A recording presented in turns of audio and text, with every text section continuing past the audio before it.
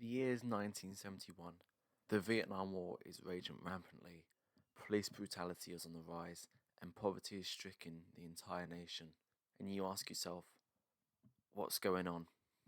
My name is Ginger J, and I'm reviewing the top 100 albums of all time. Today's part 1, and I'm at the number 1 spot, which is Marvin Gaye's 1971 album, What's Going On. This album wasn't a protest, it wasn't a shout or a cry. It was a simple question, and that question was, what is going on? What's Going On was a departure from Marvin Gaye's earlier work.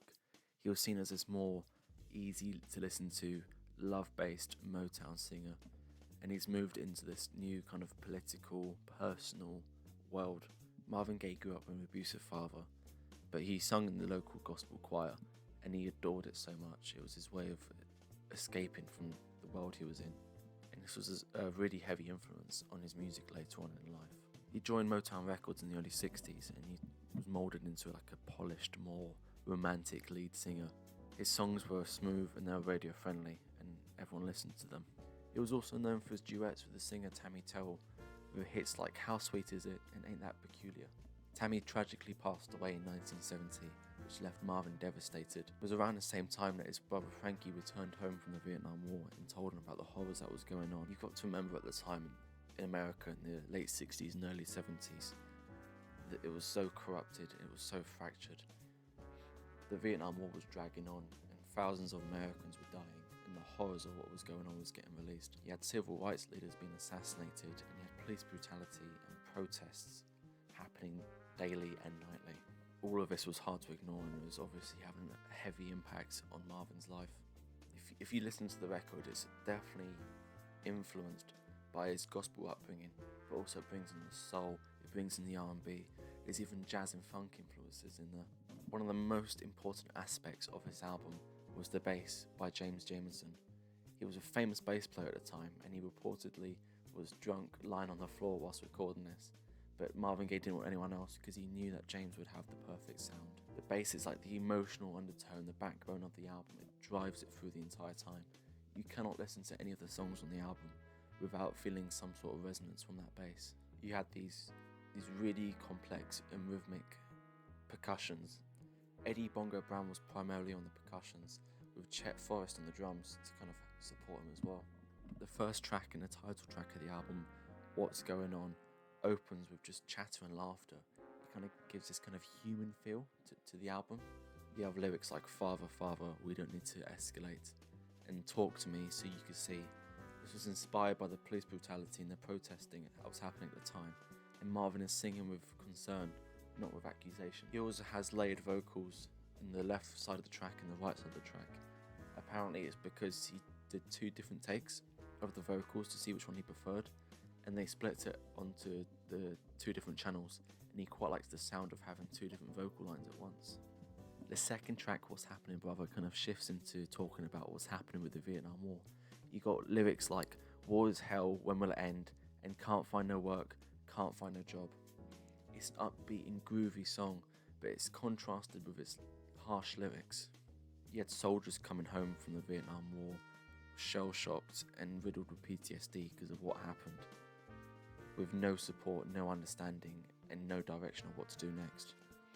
Track number 3, Fly High, In the Friendly Sky, is talking about the drug addiction that was rampant in America, especially in the poorer communities. You got lyrics like, I know I'm hooked, my friend, and flying high without ever leaving the ground. You almost feel weightless, like you're floating, and that's how heroin affects the body. But he doesn't talk about it like it's a bad thing or it should be scolded. He talks about it like it's an escape from what's going on, an escape from the pain. It's a slower tempo, and you've got the orchestra kind of swelling in the background, kind of supporting the song. It gives it this deep sense of just personality. Track number 4 is called Save the Children. I couldn't discern too much from the song from listening to it.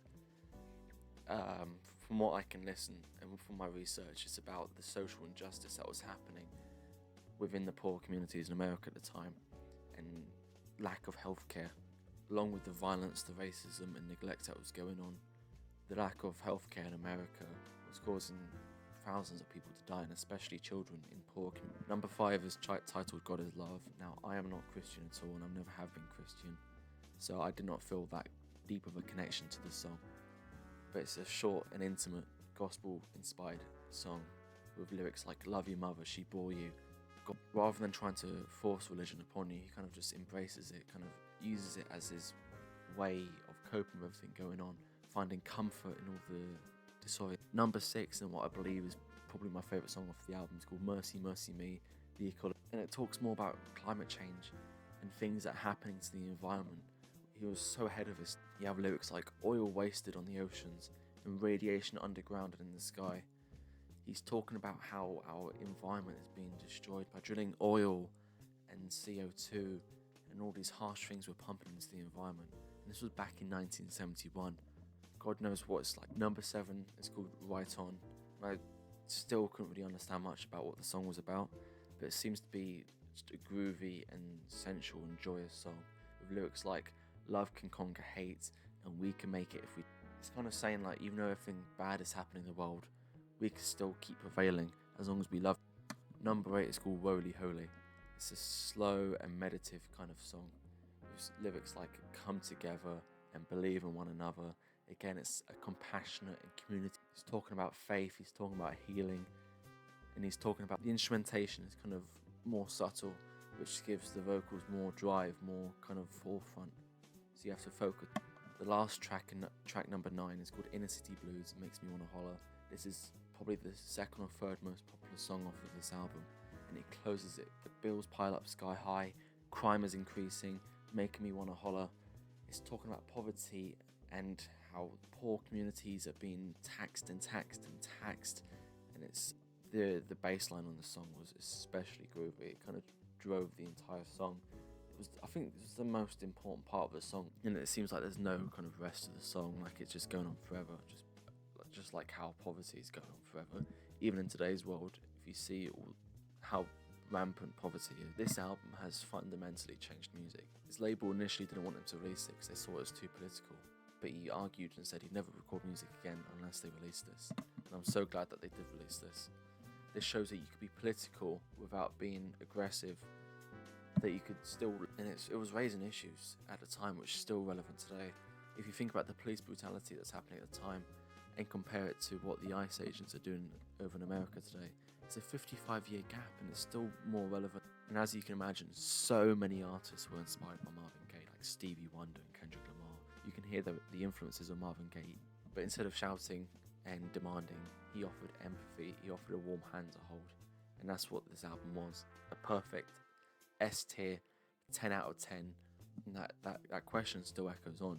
What's going on? And I think we're going to keep asking that question. I highly implore that you listen to this album. It's such an incredible album. And if you listen to the lyrics, they're so relevant for today's world. If you enjoyed this album breakdown, please make sure to give me a like and subscribe.